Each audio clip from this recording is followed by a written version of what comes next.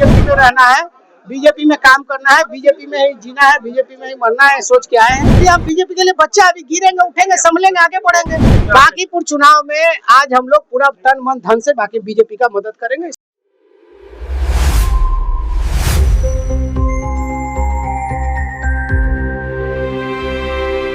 आप देखिए अभी बीजेपी कार्यालय में और अटल सभागार में, ऐसे में आज बीजेपी कार्यालय में 3 और लोग बीजेपी पार्टी को ज्वाइन किया, जिसमें मधुकर आनंद मनोहर यादव भी, जो कि वीआईपी के उपाध्यक्ष रह चुके हैं और आज वीआईपी पार्टी को ज्वाइन किए। उसे जुड़ते हैं और जानते हैं कि क्यों और क्या कमियां रही वीआईपी पार्टी में जो आप बीजेपी पार्टी को ज्वाइन किए। इतना बड़ा पद दिया हुआ था उसमें, क्या बीजेपी निकाल रही है, एकदम सीट निकल जाएगी। क्या कारण रहा वीआईपी पार्टी छोड़ बीजेपी पार्टी? व्यक्तिगत कारण है, वहाँ पे संतुष्टि नहीं है, वहाँ पे कुछ नहीं है, उसके वजह से जो करना है करेंगे। लेकिन अभी आप समझिए कि बीजेपी में रहना है, बीजेपी में काम करना है, बीजेपी में ही जीना है, बीजेपी में ही मरना है, सोच के आए हैं। तो क्या भविष्य देख रहे हैं बीजेपी में?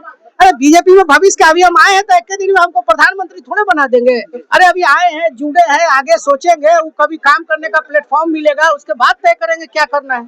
इतना बड़ा वीआईपी उपाध्यक्ष रह चुके थे आप बीजेपी पार्टी। देखिए, आप बच्चा पैदा लेता है तो पहली बार खाता है, पहली बार खेलता है, पहली बार गिरता है, पहली बार उठता है। तभी बीजेपी मेरे लिए, आप बीजेपी के लिए बच्चा अभी गिरेंगे, उठेंगे, संभलेंगे, आगे बढ़ेंगे, फिर तरक्की करेंगे, उसमें देखा जाएगा।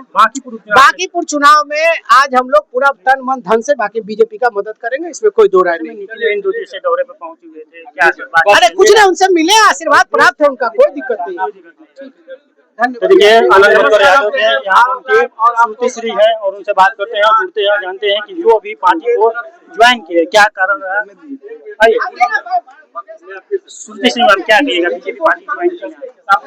बीजेपी को प्रधानमंत्री को प्रणाम करती हूँ और उनका जो किया हुआ कार्य है, वो विकास का जो कार्य कर रहे हैं पूरे देश में, जो तरक्की हो रही है, उसके लिए मैं उनको बहुत बहुत नमन करती हूँ। और बस मैं यही चाहती हूँ कि जो अभी जो चुनाव हो रहा है बांकीपुर में, उसमें फिर से बीजेपी का ही कमल खिले और मैं अपनी तरफ से पूरा कोशिश करूंगी और पूरा सहयोग करूंगी। अभी उसी क्षेत्र से? जी, मैं उसी क्षेत्र से हूँ, मेरा घर भी वही है, ससुराल भी वही है, तो वहाँ से मैं बहुत अच्छे से जुड़ी हुई हूँ, इसलिए मैं ज्यादा अच्छे से सहयोग करूंगी। ऐसे में 2 दिवसीय मीटिंग दौरे पर आए थे बिहार, क्या बातचीत हुई, क्या बात? जी, वो हमारे लिए परिवार के सदस्य के जैसे हैं और हमारी बातचीत हुई थी, उनके आशीर्वाद से ही हम लोग यहाँ आए हैं और